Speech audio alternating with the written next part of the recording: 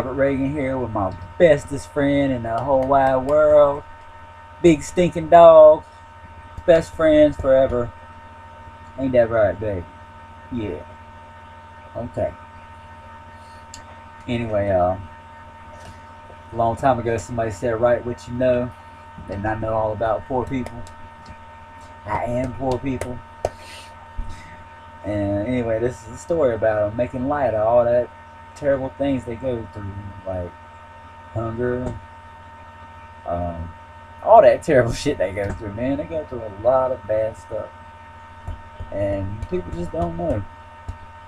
And that just brought me to something. The reason why I look off to here and look off to there and stumble for words and all that is because I don't practice what I'm going to say aside from the story. It's just camera comes on, I start rambling stupid shit, saying the dumbest, saying something I think is going to be cool, but then I go back and I'm like, dumbest shit I could ever say. Anyway, this story is called The Poor Resort to Cannibalism. No, we will, won't we? My family be having it rough. Every other week, my brother and I have to take turns giving up a shirt for the family to wipe their ass on. Cheap 99-cent bleach takes the smell out when we can afford it, but the stains remain. Most people don't take it literally when they hear that poor people have a shitty life. Man, that shit's for real. Ma and steppa do the best they can. I don't know much about politics, but everything was fine, and then our food stamps got cut out. The government check for me and my brother's real daddy stopped coming after he died. Steppa tried to tell Mama to take his ghost to court. People were probably making minimum wages in the afterlife, and they wanted in on it. We need it, Daddy. Steppa ain't been making much money picking up cans and sorting through junk. In our darkest hour, the man made sure we got a little something, though. It was way better than when he got me and my brother a roll of wrapping paper each for Christmas. With that sparkling red paper, we can make all our old toys new again. Platoons of toy soldiers inside balled up wrapping paper brought them back to life, brought them back from the dead after that epic battle with that one Ninja Turtle. Most times he'd have his brothers and Master Splinter. My brother tried to tell Ma they're a set, a ninja clan, and they're a family, he said. That done it. Ma said, we can't afford to feed another family. Steppa would say in his deep, scary voice, you boys want to play with toys or eat? That one Ninja Turtle gets rewrapped every Christmas. Our family ain't living high on the hog, but we do eat. Peanut butter, but no bread. Tea with no sugar was fine if you liked it unsweetened. Ma said water with a little color to it was better than regular water. Me, I was a sugar freak. I loved it so good I'd sniff it. Actually, that started after my brother and I watched Scarface.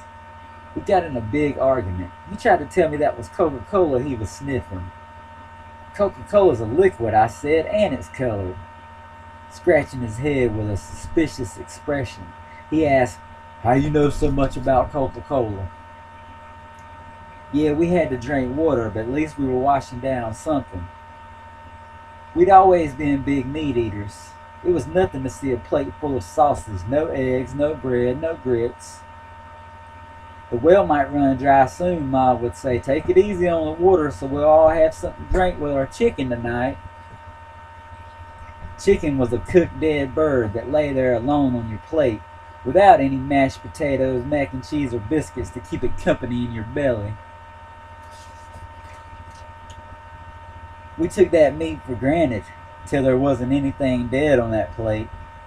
Steppa said, don't leave that refrigerator door open too long. He said, everywhere you see a light burning, that's my electricity bill going up. Kill all light was the message drilled into our thick skulls. Steppa didn't realize that if I stood there long enough, an empty fridge could turn into a magical world where I went swimming in sweet iced tea and sniffed the finest Dixie crystal sugar. A place where we sky surfed on actual flying saucers before making a crop circle in the middle of a cow pasture. They came and offered themselves upon our grand saucer, surrounded by fried potatoes. Sometimes I leave the refrigerator open just to keep hope alive. Desperate times call for desperate measures. The longest ruler in the world couldn't measure our desperation. Once in a while, people would stop by like a biller or Child Protective Services. This really pretty woman tried to tell Ma they were going to take us if they didn't start feeding us better. Before Step-Pa walked outside, he said they're going to be eating good for the next few days. His axe had broke and he couldn't afford to buy a new one. Step-Pa always told us to get by on what we had. That's exactly what he did.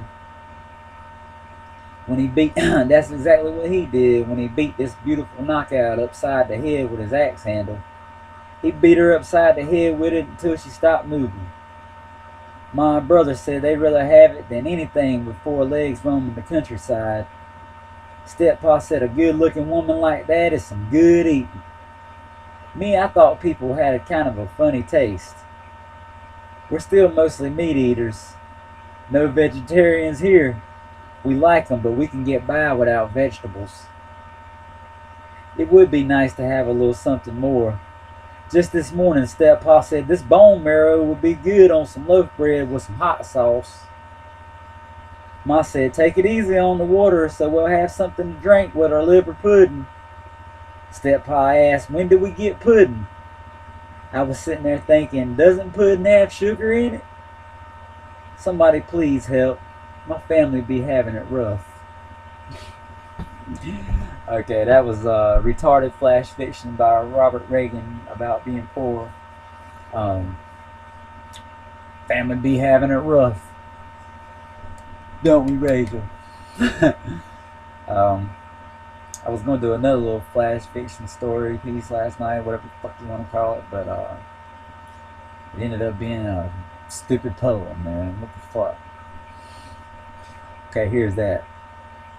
I wasn't an alien nor an astronaut, just a dumb writer who wanted to try science fiction. Sci-fi Shakespeare's made fun of my character's #1 weapon. That's okay, I made their favorite poet's favorite poet a succubus. There's not really much to say, and I'm scared my flash fiction will end up sounding like another idiotic poem. They said even my videos were stupid as I look off into space, trying to think of what to say. Nothing in my life is rehearsed. You can't practice the art of fucking up everything. It has to come natural. With a pen and paper, I take on the world. Some intimidate, but hate coming from wish list writers amuses me. But really, who gives a fuck what a pretender thinks? Do you know how many brain cells were lost for them to form this? Do you know how many brain cells were lost for them to form this opinion of me?